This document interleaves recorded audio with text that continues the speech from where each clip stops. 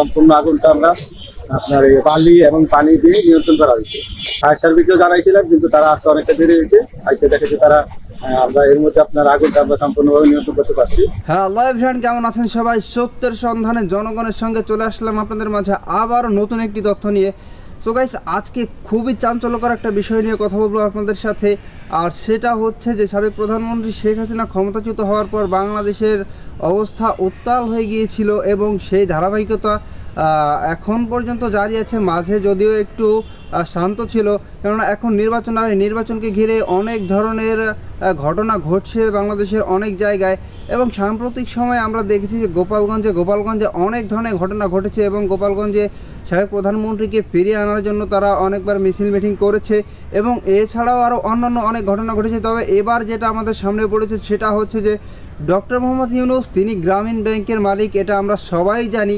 এবং গোপালগঞ্জ শাখায় গ্রামীণ ব্যাংকের একটি যে শাখা আছে সেখানে অগ্নিসংযোগ ঘটেছে, সেখানে আগুন দেওয়ার মতো ঘটনা ঘটেছে এবং যারা আগুন দিয়েছে তাদেরকে যদিও ধরতে পারেনি কর্তৃপক্ষর কেউই।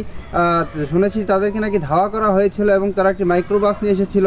তো ডক্টর মোহাম্মদ ইউনূসের যে প্রতিষ্ঠান গ্রামীণ ব্যাংক, এটা যে গোপালগঞ্জে আছে এবং গোপালগঞ্জ আমরা জানি সাবেক প্রধানমন্ত্রী শেখ হাসিনার এলাকা এবং তার এলাকায় ডক্টর মোহাম্মদ ইউনূস তার কোনো কার্যক্রম পরিচালনা করবে এটা আসলে একটু ডিফিকাল্ট।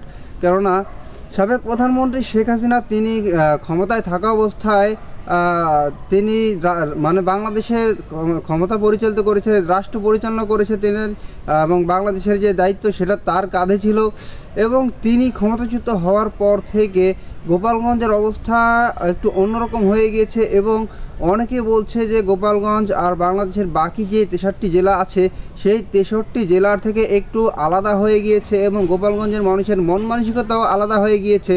আর সেটা শুধুমাত্র ডক্টর মোহাম্মদ ইউনূসের জন্য এবং সাবেক প্রধানমন্ত্রীদের ক্ষমতাচ্যুত হয়েছে এজন্যই। সো গাইস, কেন অগ্নিসংযোগ করা হলো গ্রামীণ ব্যাংকে, সম্পূর্ণ বিষয়টি আমরা জানবো। সো গাইস, কথা না বেরিয়ে চলে যাবো আমরা সরাসরি স্ক্রিন এবং বিস্তারিত থাকছে সম্পূর্ণ ভিডিও জুড়ে।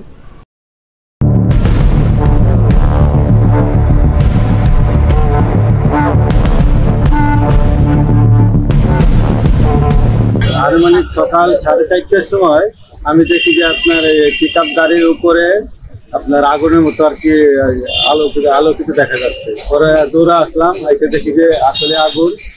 পরে আমার পাশে যারা বাসা আর কি স্টাফ ছিল, আমার এক বড় ভাই, আমার মা, আমার বোন, আমার ওয়াইফ, আমি সহকারে আপনার এই পাশের আগে আপনার দোকানের এক ভাই আছে, সে সহকারে আপনার এই সম্পূর্ণ আগুনটা আমরা আপনার এই বালি এবং পানি দিয়ে নিয়ন্ত্রণ করা হয়েছে।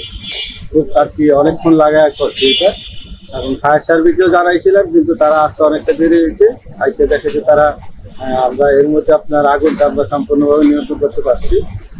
এতে কোনো ক্ষয়ক্ষতি সেরকম ভালো বেশি কিছু হয় নাই, আল্লাহর রহমতে অনেকটা ভালো, যে বেশি ক্ষয়ক্ষতি হয়নি।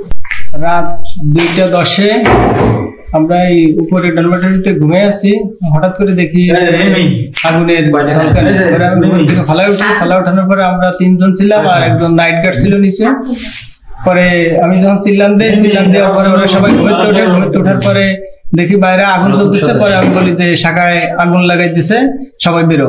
পরে আমরা ওদেরকে ধাওয়া করার জন্য করে সিকিউরিটি গেট খুলে যখন ধাওয়া করতে যায় তখন ওই সিকিউরিটি সহ আর কি আগুন ছাড়া দুটি ককটেল ওটার গা সহ আর কি ছুড়ে মারে। তখন ওই গ্রিলে ভেঙে ওগুলো নিচে পড়ে যায় আর আগুন নিষ্ক্রিয় হয়ে যায় এমনি, কারণ পেট্রোল কিছুতে আগুন ধরে নাই, কিন্তু উপরে ওই ফল ছাদের উপরে আগুন কিছু সময় জ্বলতেছিল। পরে ওরা এখান থেকে মাইক্রো নিয়ে আসছিল, পরে ওরা থেকে পালিয়ে যায়।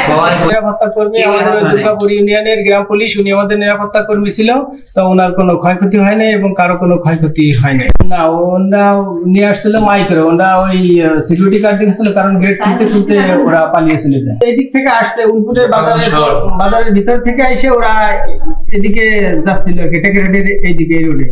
ওরা মেইন রোডে গাড়ি রেখে তারপরে ওরা ওই মেইন রোডের বাইরে থেকেই মানে ওগুলো ছুড়ে মারে। তো গাইস, আপনারা সম্পূর্ণ ভিডিওটি দেখলেন এবং এই ভিডিও সম্পর্কে এবং গ্রামীণ ব্যাংকে কেন আগুন দিল গোপালগঞ্জের মানুষ এ সম্পর্কে আপনাদের মূল্যবান মতামত অবশ্যই কমেন্ট বক্সে বলে যাবেন। দেখা হবে আপনাদের সাথে অন্য কোনো ভিডিওতে। ততক্ষণ পর্যন্ত ভালো থাকবেন, সুস্থ থাকবেন। আল্লাহ হাফেজ।